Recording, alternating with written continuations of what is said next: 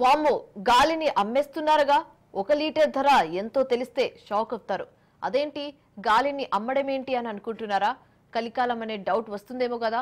Oxygen అమ్ముతున్నారంటే ఒక అర్థం ఉంది, కానీ గాలిని అమ్మడం అనేది విచిత్రమే. దాని ధర ఎంతో తెలిస్తే దిమ్మ తిరిగి మైండ్ బ్లాక్ కావడం. మనం స్వచ్ఛమైన గాలిని పీల్చుతున్నామా అంటే లేదు.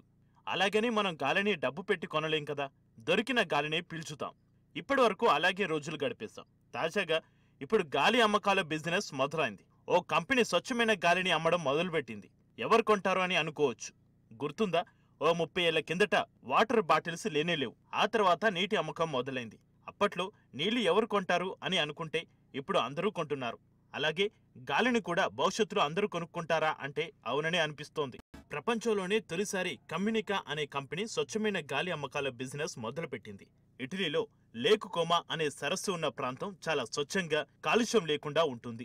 ఆ సరస్సు పక్కన ఉండే గ్రామంలో స్వచ్ఛమైన గాలి లభిస్తుందని, అక్కడి గాలిని క్యాన్స్ లో బంధించి దానికి తమ దగ్గర ఉన్న సీక్రెట్ ఫార్ములాను గాలిలో కలిపి అమ్ముతున్నామని ఆ కంపెనీ ప్రకటనలు గుప్పిస్తోంది. స్వచ్ఛమైన ఈ గాలిని మీరు పీల్చాలంటే డబ్బులు చెల్లించాలి. 400 మిల్లీలీటర్ల ప్యూర్ గాలి టిన్లు తయారు చేసి అమ్ముతోంది. ఈ టిన్ ధర మన కరెన్సీలో 907 రూపాయలు ఫిక్స్ చేశారు. అంటే లీటర్ గాలి ధర 2267 రూపాయలు. అమ్మో, అంత రేటా అని మనకు అనిపించవచ్చు. దాని తయారీకి బాగా ఖర్చు అవుతుందని ఆ కంపెనీ చెబుతోంది.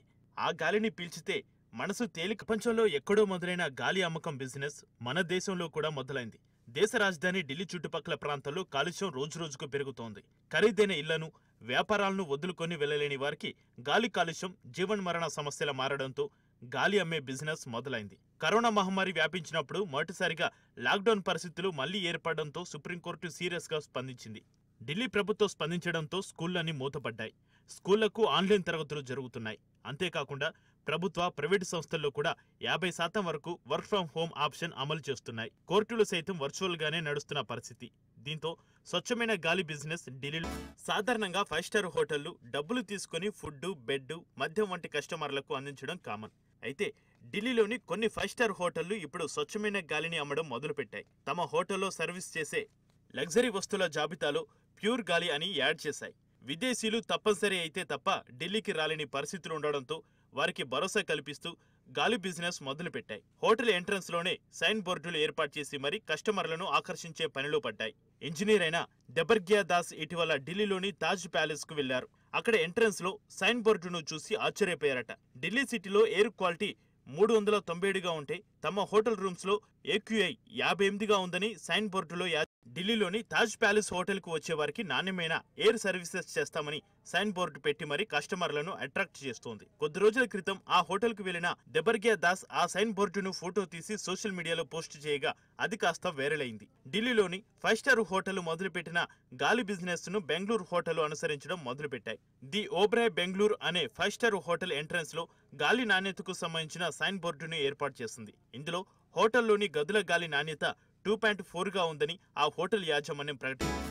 ఇక మళ్లీ ఢిల్లీకి వద్దాం. కాలుష్యం తగ్గుముఖం పట్టడంతో సుప్రీంకోర్టు కఠిన నిబంధనల విషయంలో సడలింపులకు పర్మిషన్ ఇచ్చింది. కాలుష్య నివారణ చర్యలపై మరోసారి విచారణ చేపట్టింది. గాలి నాణ్యతలో పెరుగుదల కనిపించడంతో GRAP4 ఆంక్షల సడలింపునకు అనుమతిస్తున్నట్లు కోర్టు ప్రకటించింది. AQI 0 నుంచి 50 మధ్య ఉంటే గాలి నాణ్యత బాగుందని అర్థం. 51 నుంచి 100 మధ్య ఉంటే సాధారణ స్థితిలో ఉందని, 101 నుంచి 200 మధ్య ఉంటే క్షీణ దశకు చేరువైనట్లు అని అర్థం. బుధవారం గాలి నాణ్యత 161గా నమోదైంది. గాలి నాణ్యతలో మెరుగుపడినట్లు గుర్తించిన సుప్రీంకోర్టు కఠిన ఆంక్షల సడలింపునకు గ్రీన్ సిగ్నల్ ఇచ్చింది.